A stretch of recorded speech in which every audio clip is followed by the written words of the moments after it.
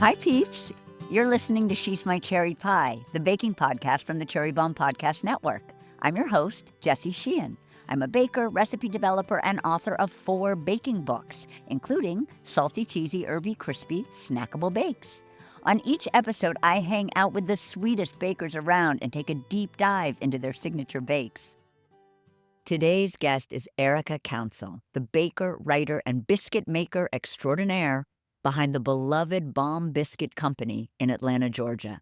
Erika's fluffy, buttery biscuits have earned her fans far and wide, and she's garnered a James Beard Foundation nomination for Best Chef Southeast and was one of Food & Wine's Best New Chefs of 2024. Erika is also the author of the baking book Still We Rise, a love letter to the Southern Biscuit with over 70 sweet and savory recipes. The book is a tribute to her family's deep roots in the South, her culinary heritage, and the legacy of both her grandmothers. Erika joins me to chat about the art of biscuit making, her journey from starting as a pop-up and delivery business to having a brick-and-mortar, and why hospitality is at the heart of everything she does. We also talk about her 2 grandmothers, Mildred and Geraldine, and the impact they had on Erika's biscuit journey, the pantry prison where little Erika was sent during timeouts and how much she loved it, and the telltale sign of a good Southern cook. Spoiler alert, it involves bacon grease. Plus, she walks me through the Bomb Buttermilk Biscuit recipe from her book, and let me tell you, I can't wait to make a visit down to Atlanta just to try this biscuit, especially with the fried chicken. Yum. Stay tuned for our chat. You can find today's recipe at cherrybomb.com. Today's episode is presented by California Prunes. Just this morning, I made my go-to smoothie of kale, blueberries, and prunes, and I couldn't have had a better morning. It's so good. I've been snacking on California prunes since forever, and I love knowing how good they are for your gut, your heart, and particularly for your bones. They contain dietary fiber and other nutrients to support good gut health, and vitamin K, copper, and antioxidants to support healthy bones.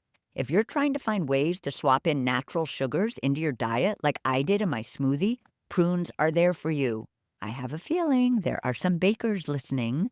You guys probably already know how classic prunes are in French baking. I love baking a prune clafoutis because not only do the deep purple prunes look so beautiful in the light custard batter, but the fruit plumps up and gets even juicier when baked.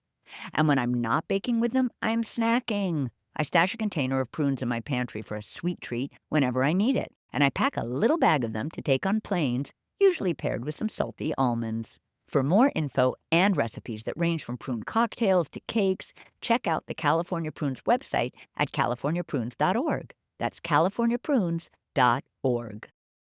Peeps, did you hear the news? Cherry Bomb's Jubilee Conference is headed to Los Angeles this fall, and tickets are now on sale.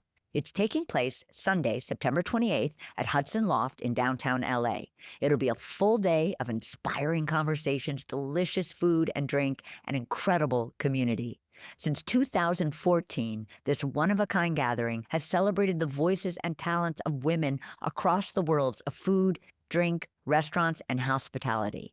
Now it's LA's turn, and we can't wait to give the city the love it deserves. Head to cherrybomb.com to learn more and get your tickets.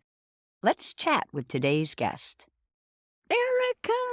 So excited to have you on She's My Cherry Pie and to talk Bomb Buttermilk Biscuits with you and so much more. Yeah. I love the name. She's My Cherry Pie. Like, I had that song playing in my head.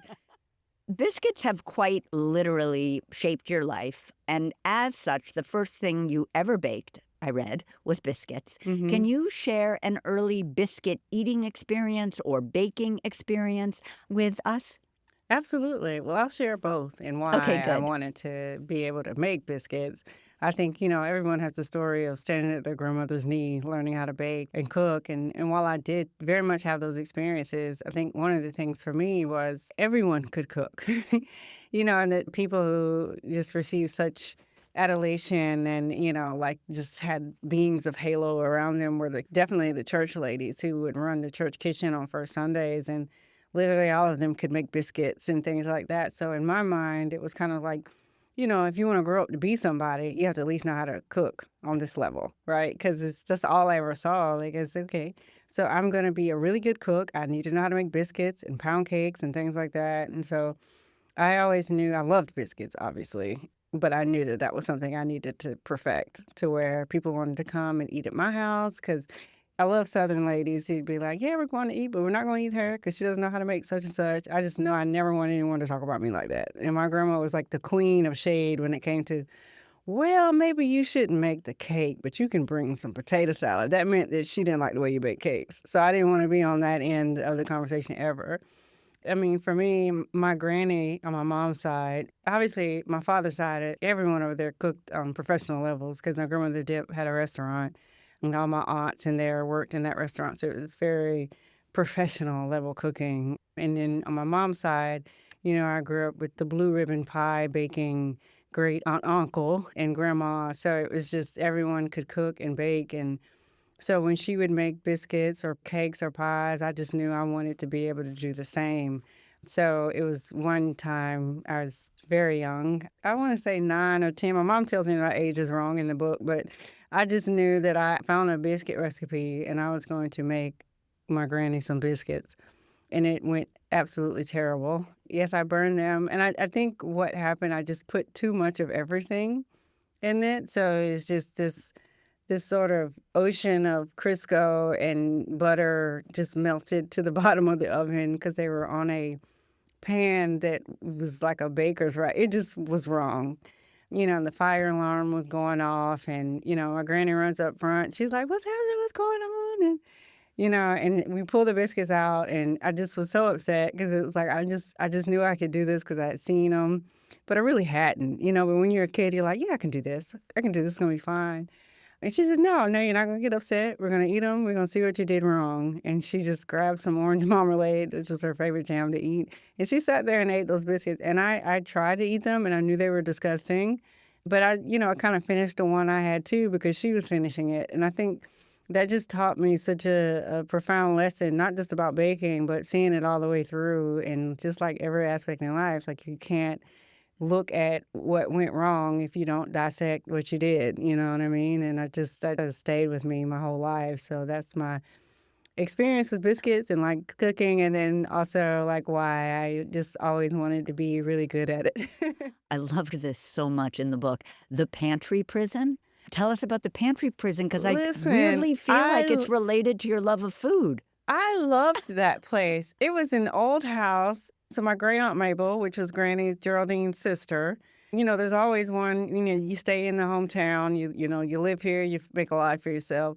Someone always gets a family home. So my aunt Mabel, my great aunt Mabel was the one that lived there. My big daddy, my great grandfather, I think they built the house in 1905. It's a very, very old house that, I'm pretty sure was haunted. But, me and my cousin Sarah used to run in the hall. He's like, someone's coming like in the middle of the night, see shadows. But so there was this pantry. I guess it was kind of insulated in where they used to keep things cold stored, but it wasn't really, it was like a dry good pantry. Obviously, they had changed things around in the 80s by then. But that's where my Aunt Mabel, who also grew a lot of her own vegetables and the lady peas and all that was in jars. It wasn't a lot of grocery store stuff because the stuff they put in the grocery store would kill you, those kind of things. But when you got in trouble, you had to go sit in the pantry. My cousin Sarah and then some of the other cousins who were young, they hated it. They would cry. And I just was like, especially when I was really small, because it was really tall. It kind of spanned the whole 2 stories almost, because that was just like the whole side of the house. And I would just look up, because there was jars in there that had to have been like 10, 20, 30 years old. And I just remember like they would put me in there, and it was one particular time. So like, have you learned anything? And I just shouted off all the stuff that was expired, and like I was counting the beans in there. But I felt like I was when the Disney princesses were really coming out, like 83, like, when those stories were really coming, to be. And it was just like, yeah, I'm a queen and I'm stuck in this pantry. There was this little window that they had added on later that was way up. You couldn't even look out of it because you couldn't reach it. I mean, once you got older, you could. And I just thought of myself as this queen locked in this castle waiting to be saved in this pantry. And it was just so exciting to me. I just made up these things in my whole. I mean, I was in trouble because something I did. But it's like, sure, put me in a pantry. We'll be right back. Peeps, guess who is on the cover of Cherry Bomb's upcoming Italy issue? It's Chef Missy Robbins of Lilia, Missy, and Missy Pasta in New York City, and Chef Nancy Silverton of Osteria Mozza, Chi Spacca, and more in Los Angeles. Yes, we have 2 covers. We couldn't be more excited to have these 2 iconic chefs grace the cover.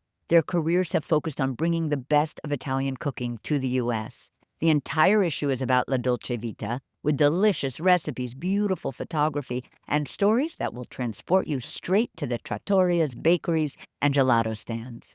The Italy issue will be out this September. Head to cherrybomb.com or click the link in our show notes to subscribe. And get ready to say ciao bella to your favorite new issue. Now back to our guest. So food and hospitality clearly played a really important role in your family, particularly when it came to your grandmothers. In terms of your mom, though, this was sort of what I got from researching and reading. She was less of a cook and a baker than your 2 grandmothers, correct? Yes, she was. We'll use the term less when she when she listens to this, she won't be like, "Oh, you tell her." No, she was not. And I say, for my mom was a single mother trying to raise a child. She did. And go to grad school and, achieve a career. I mean, she worked at IBM, she's a software engineer. So that was her focus. She dined out, and always looked fabulous dining out. So I think I, kind of picked up some things like that from her. But grilling was her thing. She loved to grill, turn the grill on. But she had some very different experiences. She worked at a five and dime counter lunch spot that she had originally been kicked out of because she drank out of a whites only water fountain. And so her memories of food were like just kind of like, yeah, no, I'm not going to do this because this sucks. But yeah, I mean, she can cook. Does she want to? Not necessarily. When you were little, maybe as a teenager, I'm not sure what age, you actually worked at both Mama Dip's and at the church kitchens where Geraldine would have been kind of in charge. Is that right? Yeah. So, I mean, my whole life growing up, we spent I spent all my summers and weekends mainly with my granny. The church was her, I call her the CEO because, she was involved in everything, not necessarily that they wanted her to be involved in, but she would insert herself. But she ran the church kitchen. So, yeah, so anything that had to do with that, washing dishes, cleaning up, bussing the tables in the church. Would they let you bake? Would you be able to bake when you were doing it? No. No, absolutely not. But I did help, like at home and then bring it too. And they would do things like that. My specialty was deviled eggs for a long time because that was easy, to make that, and egg salad when they would have the little tea lunches. But the soup kitchen thing when they would do was very interesting. They would do that on Monday mornings and they would open it up but it was just anybody who wanted to come and eat, and they would make these tomato soup and grilled cheese. And, I really enjoyed that. So that was the church kitchen. And for Mama Dip's, it was just sort of, my parents were divorced. So when I would stay with my dad, I would end up at my grandma Dip's house. And yeah, I mean, you worked there if you spent time. Worked. It wasn't really, that was kind of what you did. And that's exposed me to, it wasn't a lot, but it exposed me to the ins and out of restaurants and things of that, and just made me know that I wanted to go to this college and never work in the restaurant industry ever. Just as you said, you grew up, seeing up close the difficulties of running a restaurant. So you, at least when you were 19 years old or 18 years old, said, no, that's not for me, and kind of pursued, I guess, a little bit in your mom's path. You pursued a degree in software engineering and did that for about 20 years. But you never, like that, biscuits were in your blood, obviously, and you never stopped kind of being obsessed with them. And so you started in like 2016 kind of doing pop-ups and realizing, oh, wow, like people love my fried chicken biscuits, country ham. And first of all of these things are my favorite things in the world. So just like saying them out loud is making me so hungry. But fried chicken biscuits, country ham and pimento cheese, beignets. Were you doing beignets at these pop-ups? Yeah. Oh my gosh, I love beignets. It kind of grew organically, I'll say, because I was married really young and I had my daughter, and that didn't work out. It happens. I just packed up and moved to Atlanta. I got a job down here. It was not too many years I met my husband now. But in that time, I was taking second job. Like I worked at the Cheesecake Factory. Like I had a very good day job. But, I mean, when you're single and you have a mouth to feed, it's not always enough. So I did a lot of waitressing gigs and stuff. And I was always bringing things for people to eat. And, I had a little apartment and I would make Sunday dinner and people would come over. And then once I got married again, I started, the Sunday dipper, it just grew.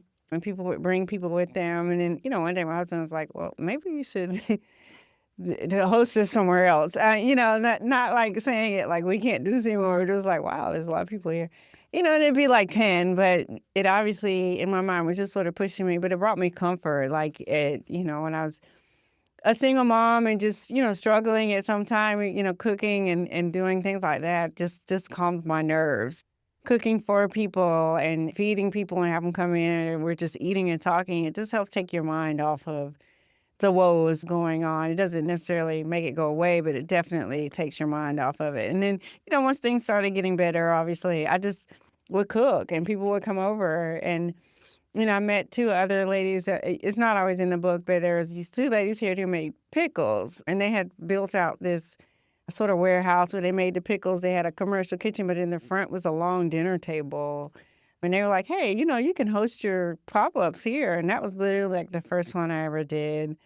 And it was just great. And I just started doing it once a month. And that just is where it grew into doing the pop-ups with my friend that had a barbecue restaurant. And it just opening a brick-and-mortar. It just was very organic. I always love talking about it because people are like, you just really took your time. I was like, yeah, because I was convinced that I would never open a restaurant. I'm like the most anti-restaurant opening restaurant owner probably in existence. Because it took me like almost 5 years to convince myself, okay, maybe I can do it. How much time did it take between the starting of the pop-ups and quitting your job? Or did you not quit your engineering job until you opened the brick and mortar? I was still working when I had the brick and mortar. I want Wow. to say, because 2020, we got the little stall. 2022. So when we moved to the bigger restaurant is when I stopped taking consulting gigs. So I was still 2 years. I was still working at night taking consulting gigs because Incredible. there's no money in this restaurant business. I get it. Get it. So I was like, my husband is a software engineer. He still does that, but now he's kind of gotten full throttle in the restaurant side because we've grown so much, but he still has a full-time job. To go from those two people making that level of salary to just one and then our whole life savings going into this restaurant, I was like, oh, no, I'm going to keep working with two kids. So the pop-up sort of came to a screeching halt in, I guess, probably March of 2020 with the pandemic. I love this. You pivoted to delivery because a client, you've been doing like events and, sort of not just doing pop-ups, but doing events, et cetera. And former client, asked if you would bake biscuits and drop them off for their employees that were working from home. Yeah. And I love your turn of phrase, but you called it the Biscuit Drop, which is the best name. And it was just like a home delivery service featuring buttermilk biscuits, pies, with some vegan options. I mean, so smart. And it's so funny when I got that email because we were doing catering through Brian Furman, who had the barbecue restaurant. And I got that email and I just remember thinking, I said it out loud and I was like, I'm not riding around Atlanta dropping off this. What does that look like? And my daughter, who was home from college, obviously because of COVID, she was like, yeah, let's do it. Because you're young, like, yeah, let's do it. And we did. And it just... The last one we did before I said, okay, yes, I'm getting a brick and mortar, it was almost 160 deliveries and I said, yeah, like, they got to come get it. Yeah. So smart. So you opened the brick and mortar in 2021 and you quickly gained this reputation for the fried chicken biscuit sandwiches, your OG cinnamon rolls, the church brunch staples. Please tell us about Bomb Biscuit Company. I don't even know where I lifted this quote from, but a perpetually slammed breakfast and brunch restaurant, which is like the perpetually slammed I just love. Yeah. Slam, too, is if you come on the weekend, you can't get in, which I hate. I'm very sorry, y'all. When people ask me that question, I almost don't know how to answer it. It still blows me away. The name, though, is funny because it was Bomb Ass Biscuits. And Renita, my mother, told me you need to take the ass off the end. Like, we're not going to do that. And that just really kind of came from my coworkers. Chad, I would bring in food, and so we were working at IT. He was like, "This shit is bomb. If you ever open it, you need to call it the bomb ass biscuit." And I just would make a joke like, "I'm definitely naming anything I have bomb ass biscuit because this is amazing." And so that's just kind of where Bomb Biscuit. A lot of people say BB code. All that came from.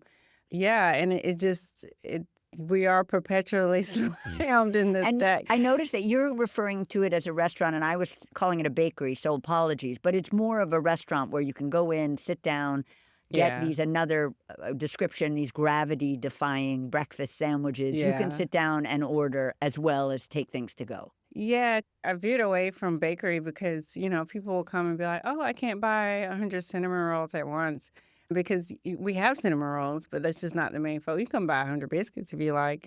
We have sweets, but savory, like everything sandwiches, breakfast. So we definitely more of a restaurant, breakfast brunch restaurant versus just bakery. I do want a bakery though.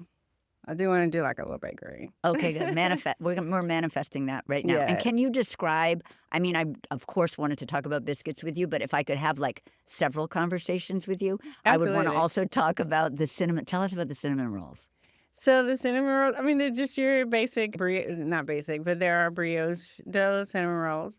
They're phenomenal. We do use buttermilk. It's a local brand here in Atlanta called Banner Butter, who's churning that fresh buttermilk daily. And I will always say that my biscuits are huge and fluffy and buttery because I'm using really real fresh buttermilk, real butter, getting that from him. So our cinnamon rolls are just your basic. We sometimes I do special ones where I'll do like banana pudding, cheesecake, or strawberry cheesecake, chocolate chip s'mores, cinnamon rolls. But for the most part, it's our traditional brown sugar cinnamon rolled with cream cheese icing cinnamon roll. Yum. Also, I love this story. So, the restaurant, when you guys first opened it, your husband had a particular idea about how the walls should be painted, and Mhm. he wanted to surprise you with that idea. The color's pale yellow. So I had a photo of Granny Geraldine. Her kitchen was always this pale yellow color, and she eventually painted her cabinet doors pink. But it was always this pale yellow color. Like, even if you look at photos from the 60s and 70s, it's that color. And it's just something about it that makes you feel when you walked in her kitchen, you just felt like everything was okay. And that was everyone, even just random people off the street, because she would feed literally anyone that came to the door and wanted something to eat. I have all these pictures of her in my house, obviously. And I remember telling my husband, like, I was like, I really hope, I can get like some trim or something like that painted in a yellow color, not necessarily matching, because I'm thinking this is 80s, 70s yellow. No one's going to be able to find that. When I walked in one day, I had been away 2 days, and he told me, "Don't come, they're painting, you don't want to inhale."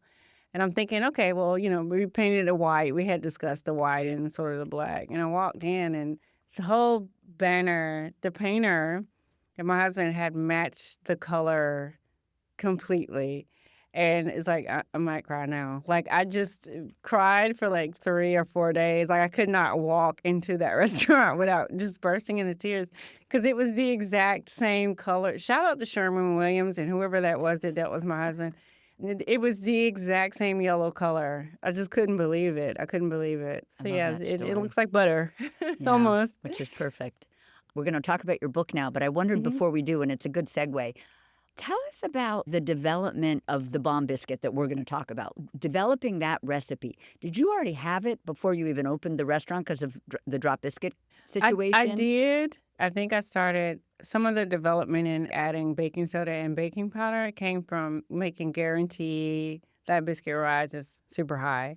So having two leavening agents is really what made me introduce that. So knowing that I eventually was not going to be the person back here making me these biscuits all the time, I wanted to have a guarantee way of sort of maximizing. I wanted that high, tall biscuit. So that was why when I'm at home, a lot of times it's just baking powder that I Hmm. use, and don't necessarily always use the baking soda. Do you feel like you need the soda because of the buttermilk? Can you make a buttermilk biscuit with just baking powder and you're still going to get a rise and you're still going to get a tang? You can, but it won't be like if you add that baking soda because it's Yeah. reacting to the acid. And I really wanted to sort of have the tang and the rise at the same time. The buttermilk I'm getting is real versus the one in the grocery store that has the additives in it. It's just skim milk. And so I just wanted to be sure that I had that extra little added flair to give that touch of what they might not be doing at home.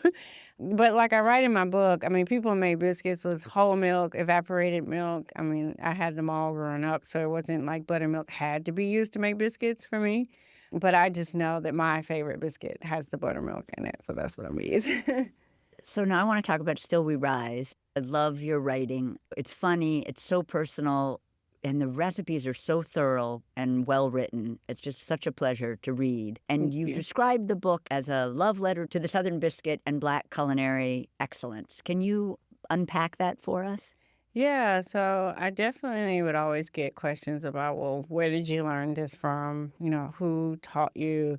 Especially as I got more creative with the biscuits, the peanut butter jelly biscuits, or when I would do like ferment some potatoes. And they always wanted to mention, a chef that did not inspire me to make that. And I just wanted to sort of put a book together to highlight the people who were never mentioned, like the Darden sisters and Princess Pamela. And these were books that I had exposure to and I searched for because of Cleora Butler. And then, yeah, there's phenomenal baking books all written by white chefs. It was just, for me, I wanted to know where the books were that were written, because I was like, I know they exist. This was like when I was 20, 21, like really trying to learn how to bake, and I like to really elevate. And so I searched, and a lot of them were in libraries, or I had, thrift shops or things like that. And it was no like going to Books A Million or Barnes and Nobles and finding some of these books. So a lot of these books I just would get and I would keep them and just sort of cook and bake out of them and just take the recipes and try to turn them into my own. So when it came time to really write about the biscuits and just how I came about some of the ideas for them, I really just wanted to highlight, how I got here and the people's stories and recipes that sort of shaped this journey for me. So now I want to talk about the Bomb Buttermilk Biscuits, Yeah. your recipe. I love that you call the biscuit your homegirl and Mrs. Buttermilk, which I Yeah. thought I love that. So cute, Mrs. Buttermilk. What I also love about the way you write this recipe is that you tell us why you do every single thing. Yeah. And I appreciate that. I mean, some more experienced bakers just instinctually know, but I Yeah. appreciate that like right now, we're going to talk about why the oven rack is in the middle of the oven. And Yeah. so many recipes begin that way. So few recipe writers then tell you why. Yeah. So we're going to adjust the oven rack so it's in the middle position, and we're going to preheat the oven to 450.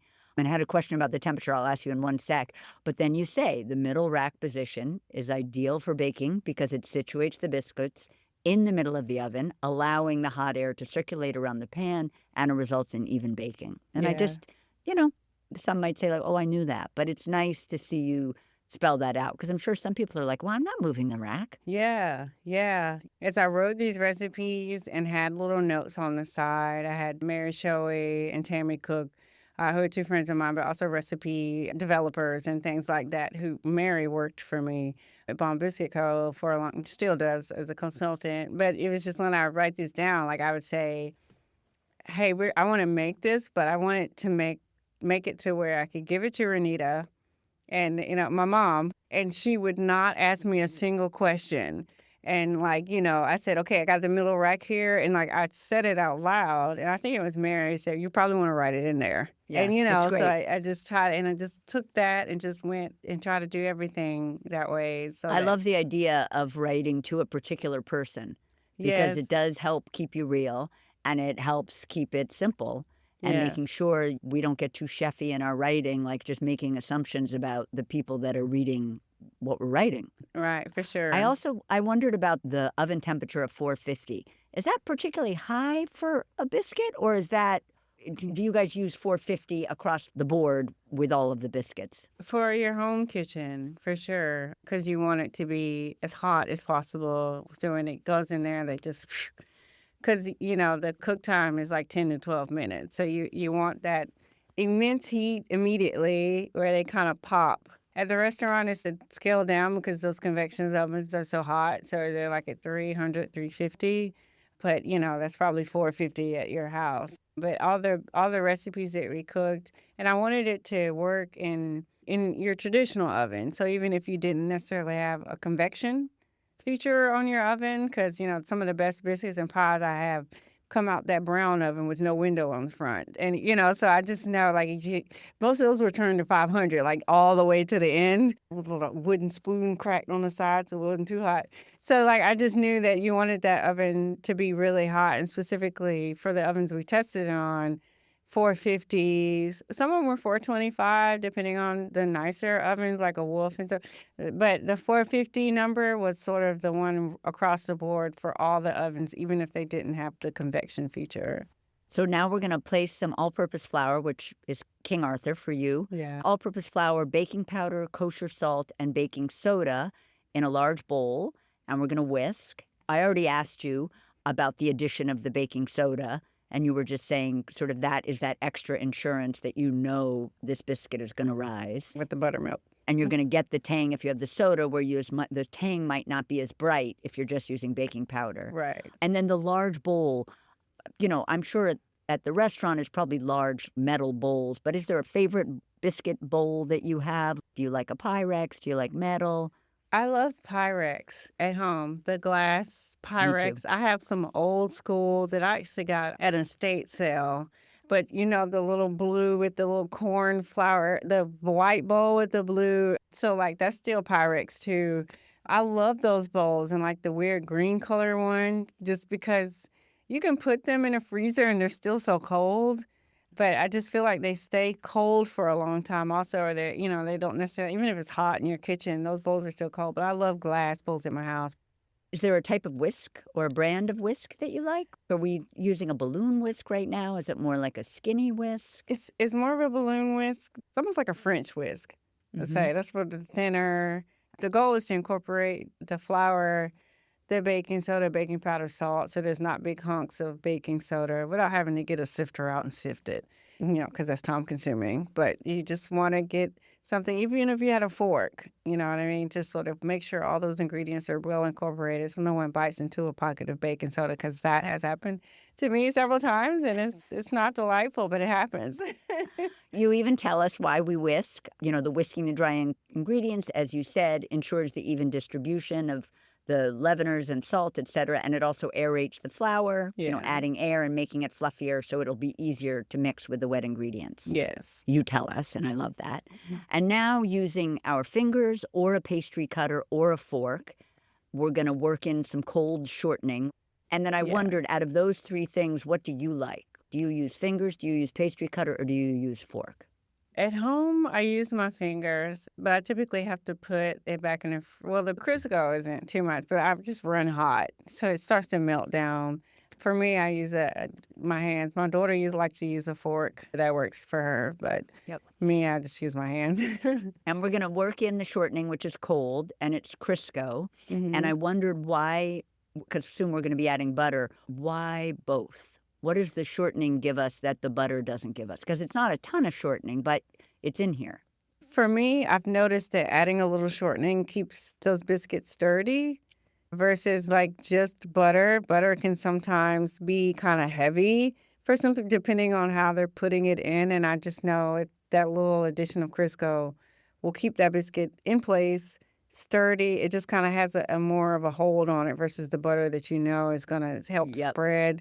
I like to add a little bit of Crisco to cookies if I don't want to rest them, or if I want to make them with melted butter, so they're not even cold when they go in the oven. And the little bit of Crisco, it's actually in the oatmeal cookie recipe that's on the container of Quaker Oats, calls for shortening because it'll stop your cookies from spreading. So I bet that same idea works here. Just as you said, it kind of keeps them a little sturdier and a little more in shape. We're working that Crisco into the flour mixture until only pea-sized pieces remain. I'm not sure which of your grandmothers said this. I think it might have been Geraldine.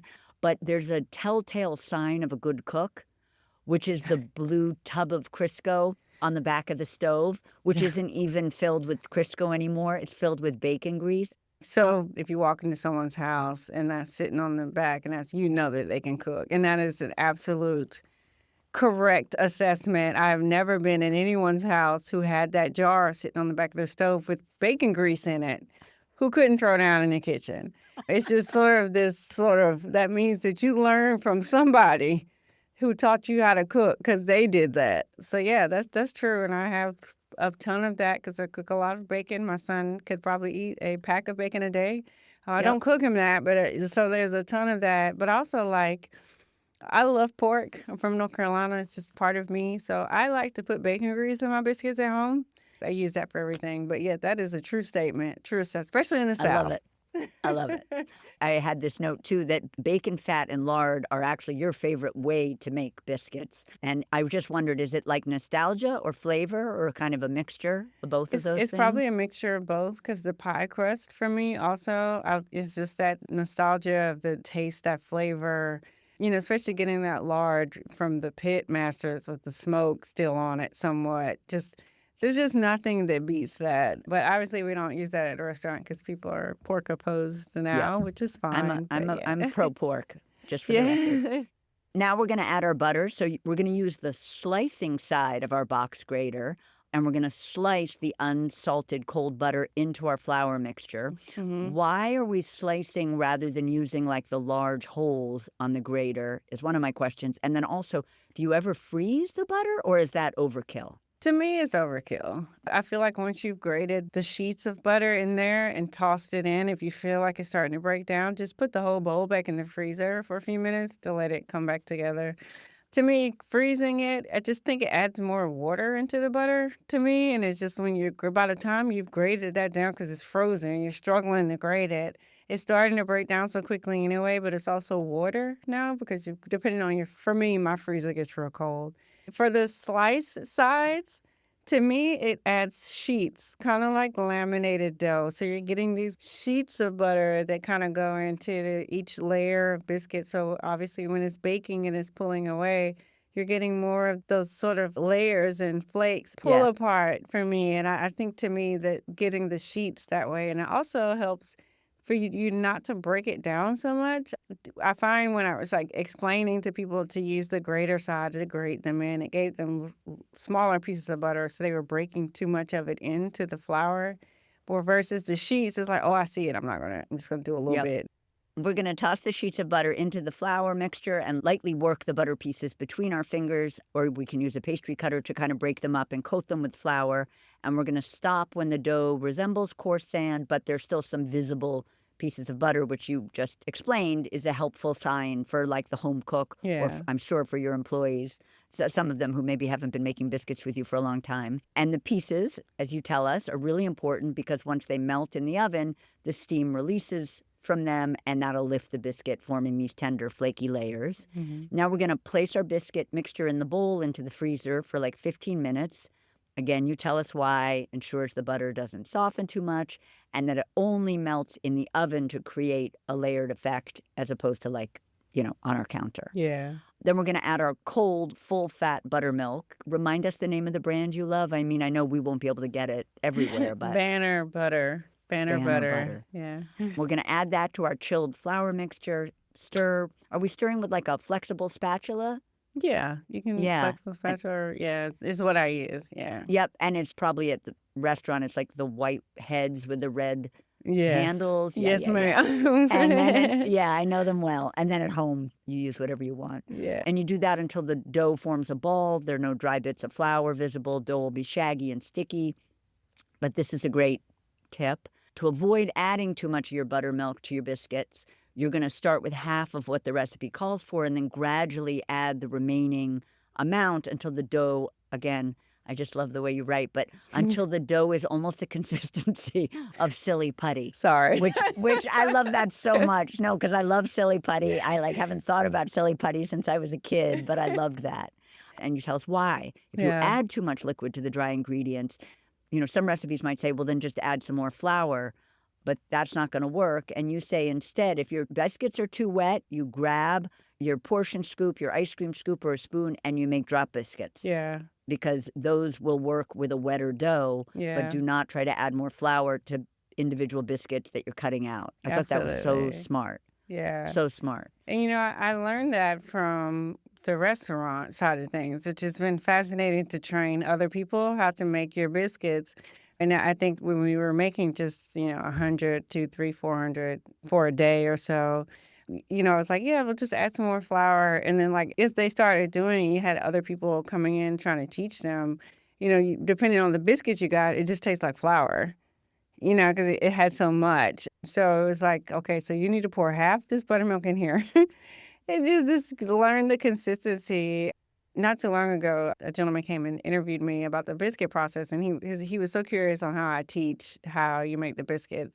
And what I do is I start from the end and then work to the beginning. So, like, I start at the end of when we're rolling the biscuits out, to folding them, and just so you know what that dough looks like when it hits that wood table and how it needs to feel for you to work it. And so we build from that and cutting the biscuits out from there to the second part of mixing the consistency so you see what it looks like with this amount of buttermilk in it before you put it onto the table. You haven't added the buttermilk yet. You're just looking at it to the point to where you get to where you're adding the buttermilk. So starting from that end, they know what the consistency needs to feel like. It's easier to teach them the measurement side, because, yeah, this is written down. You got your scale. We're doing 30 pounds of flour. Like, that's set. But, like, actually knowing what it's supposed to look like, to adding more milk and things like that, or what that should be, because every flour batch is going to be different depending on if it's winter, if it's summer. So, yeah, that's helped a lot. I love that idea of it's so smart to teach from the finished product backwards. Yeah. So before turning the biscuit dough out onto our work surface, we're going to sprinkle the surface with a little bit of bench flour. We're going to lightly dust the top of the dough with the flour, and we'll flour our hands to keep the dough from sticking to them. And then I love this. You tell us to put like a half cup of bench flour in a little container off to the side of our workstation because, and I do this I'm so guilty of this. If you keep the bag there and you keep sticking your hands in the bag, when they get sticky, then all that little wet flour bits, you call it debris, that come from double dipping, end up in the flour. And I'm so guilty of that. So I have to follow Erika and be smarter about that. And now we're going to start the process of doing our letter folds. Yeah. So with our floured hands, we're going to pat the dough into a 1/4-inch thick rectangle. And is the long side closest to us at this point? Yes. Yeah, long side is closest to us. Then we're going to fold the ends of the rectangle toward the center, overlapping them, one end on top of the other, to create you call it a trifold. I call it a letter fold, but it's the same idea. Yeah. Then we'll lightly dust the top of the dough with the flour and repeat that process of patting the dough into an 11 by 6-inch rectangle, 1/4-inch thick, and fold it into thirds again. Do we rotate it each time? I do. I didn't want it to make it too complicated because that can get kind of, if you don't rotate it, it's not the end of the world. But I just. Yep. And then we're going to repeat this step for a third time, pat our dough, this time to a 1/2-inch thickness. And you say you can use a rolling pin for this process, but now we're going to cut out our biscuits. We're going to use a 3.5-inch biscuit cutter, which is kind of big. When we were discussing the cookbook and what size they should be, because they have to take those biscuits and put them at the end of the book with the sandwiches. Yes. So they were originally like 2.5-inch size biscuits, and they're like, no, we want to cut them because then we want the people to get to the end of the book. And you can make a bacon, egg, and cheese using this size. So that's why it's that size. It's smart. I wrote that you can use 2-inch if you want, but I figured that larger size is great for all of your sandwiches. And we're going to dip our biscuit cutter in the flour, and you tell us, that's helpful, before we press it into the dough to help the cutter from sticking to the dough. Also, this is like a biscuit tip that a lot of people know, but not everyone, that flouring the cutter is also great because it prevents you from sealing the edges of the cut, because people don't realize, but if they seal those edges, which happens, for instance, if you push down on the cutter and twist it, you'll seal the edges of the biscuit, and then it hinders the biscuit from rising. Absolutely. So you have to go straight down and pull up. And I also loved learning that you actually sharpen your biscuit cutters and your bench scraper, which I thought was genius. Yeah, I mean, after so many washes, it starts to go dull. And then, I think a lot of things aren't pointed out when people are writing recipes or teaching people how to do things. Also, the biscuit cutter, like after you've done, quite a few, once the flour starts to stick around there, that's going to seal around your biscuits too. So you got to get that off. But yeah, the sharper around, and I know some of my baker ladies are like, well, they've learned now. They're like, well, God knows. They've learned now because even they sharpen, but you slice that in there, it pulls it right out. And Yep. that's kind of like a knife almost. I thought that was so smart. So now we're going to place our biscuit rounds about an inch apart from each other on a parchment-lined baking sheet. Is there a brand of baking sheet? I'm sure it's Restaurant Supply at the restaurant, but do you like a rimmed baking sheet? They are rim baking sheets. They're all Restaurant Supply, but Yep. I like the ones that are kind of coat. They have like a little coat on it at home. Yep. So we'll gather our scraps and we're going to pat the scraps out into a 1/2 inch thickness and cut again. But we're not doing additional trifolds. No, No. we're just gonna cut because it's been worked so much. Yep. And if you keep working it, that's why the biscuit's starting to do this little leaning Yep. tower pizza thing. Yeah. Totally. So now we're going to discard the remaining scraps, or we can roll them into a snake, which I love. It's a way to eliminate waste, and we just bake the snake alongside the cut biscuits. And then is that like a chef's snack afterwards? Well, we used to eat it as a kid. My granny would roll it in cinnamon and sugar. But you push it up against the biscuits so they are soft around the sides because if they're baked together, they're absolutely soft. So you put the snake on the side. We do a thing called bonuts. So you could also deep fry that biscuit dough, roll it in a ball too, so you didn't waste it. But I would love that. I use it like a spoon to use for gravy. The snake, I love it so much. Yeah. I wonder, do you ever brush the biscuits with like buttermilk or an egg wash or heavy cream or even milk? Brush the I tops? brush them with butter. Sometimes I put them in there. And obviously, when they come out of the oven, for some of our sort of specialty biscuits at the restaurant, we do the buttermilk. I never use an egg wash because my son's allergic to eggs. And his favorite thing is biscuits. So I stopped. I never really Yep. sort of did that. But egg wash is beautiful. It does a beautiful glaze on a biscuit. So if you're feeling fancy, I definitely don't discourage it. But yeah, we just sort of stick with butter. We do use buttermilk to adhere things like the everything bagel seasoning and things like that, but just butter for the most part. And now we're going to bake for about 15 to 17 minutes. We'll rotate the pan once halfway through, which I love. I'm a rotator. Yeah. It's so interesting, the people that don't rotate. I don't understand them. I don't either. Your ovens are so wonky in terms of what's the hot So spot and wacky, yeah. until the tops are golden brown, and then we will serve immediately. Yes. Well, thank you so much for chatting with me today, Erika. And I just want to Absolutely. say that you are my cherry pie. Oh, thank you. You're my cherry pie. Thanks for having me. This has been great.